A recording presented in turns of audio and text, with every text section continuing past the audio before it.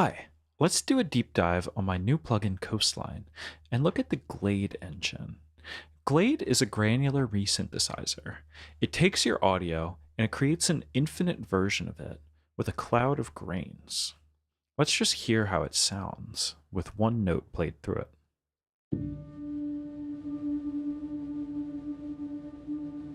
We can see on the visual these sections that the grains are playing back from.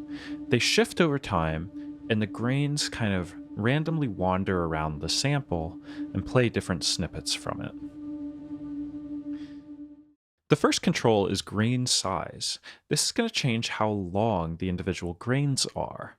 Longer grains will tend to be more smooth, as they're going to play longer sections of audio. Shorter grains are going to tend to be a bit choppier and more percussive, which might be a desired effect or it might not be. Let's hear how it sounds again, just with one note.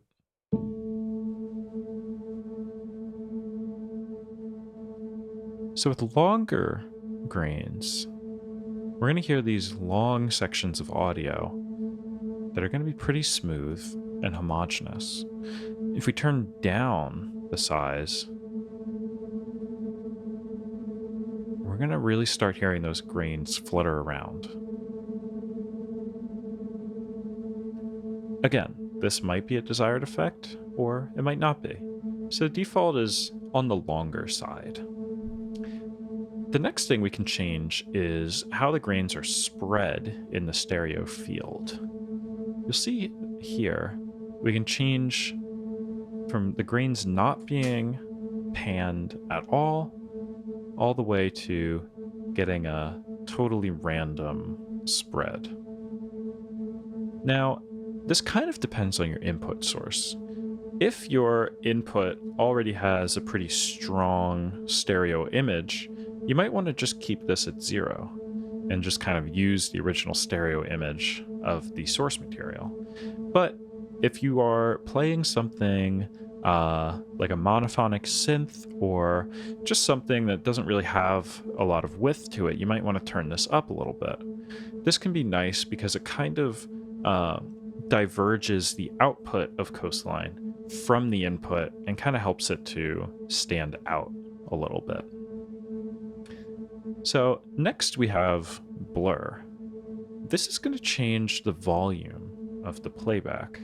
It's kind of similar to Outgrowth's subvert control, if you're familiar with it. Glade is going to analyze a signal, and it's going to try to avoid any sharp transients in the signal for a very smooth output by default. But you might want to smooth this out further. Let's hear just what happens if we play multiple notes into a buffer at once.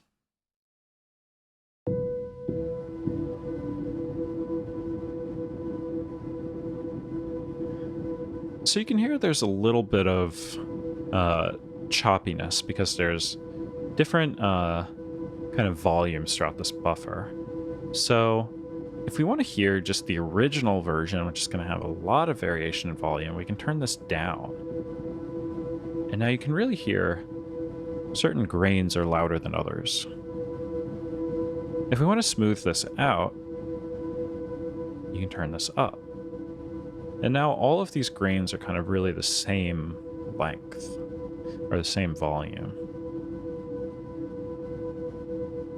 Personally, I like the output of Coastline to tend towards being as smooth as possible. So I like to usually err on the side of having longer grains and more blur. I think especially with a sound source like piano or guitar, where there can be some kind of transients at the onset of each note, you might want to reach for this blur control just to kind of help knock those out. The next control is called churn. This is basically going to change how the grains randomly wander around the sample. Depending on your sound source and your recording, this might not really matter, but in a sample like this, where there are multiple notes in the recording, this can have a pretty interesting effect. So right now, we're seeing that the grains move around pretty slowly. If we start to turn churn up, the grains are going to move around much quicker. The end result of this is that we can kind of start to hear a lot of the buffer at one time. But the consequence is that it can be a little choppier and have kind of, very different effects from grain to grain. If we want Coastline to really kind of explore different parts of the sample, you can use a lower churn where we're just going to kind of hear it settle into pockets and move around in a much slower fashion. It can be interesting with a sample like this where there's multiple notes in the buffer because it kind of settles into really playing, maybe one or two of the notes at a time, and then it kind of randomly moves on to a different one. So this can be really nice just to kind of determine how quickly it's gonna meander around and just explore the different parts of this sample.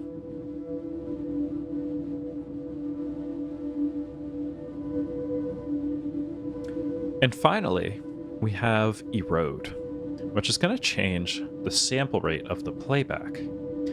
The output of Glade is passed through a very short delay buffer, and that buffer can be downsampled. So this can be nice to add a little bit more character and grit to your sound, and it can make Glade really stand out a bit against your original input sound. It kind of gives it its own character.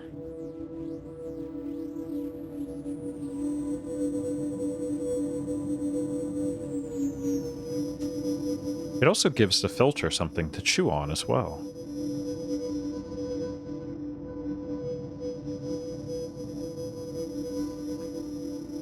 So you can use this to kind of determine how unique the output of Glade is, especially relative to the input, because without erode, it kind of really just parrots the original input.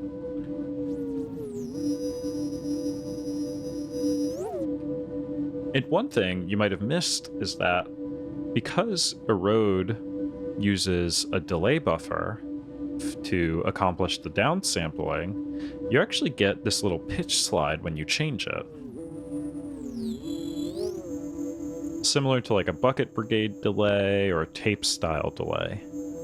As a result, you can actually use this to add a little bit of vibrato to your playback.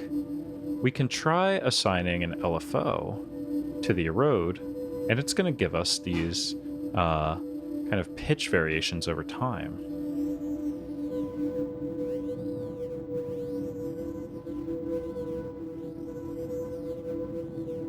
You can control how extreme this effect is, how quick an LFO might be.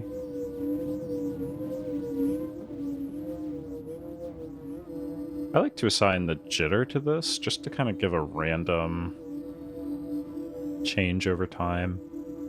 And you can even use the filter to kind of knock out the like aliasing sound and just really get the kind of vibrato part of it. So this can be nice if you want like kind of an unstable tape loop effect. Okay, so that's the Glade engine. It's probably one of the simpler parts of Coastline, but I think it's really an essential sound design tool. So hopefully that helps explain how you can use it, and I hope you have fun with it. Take care.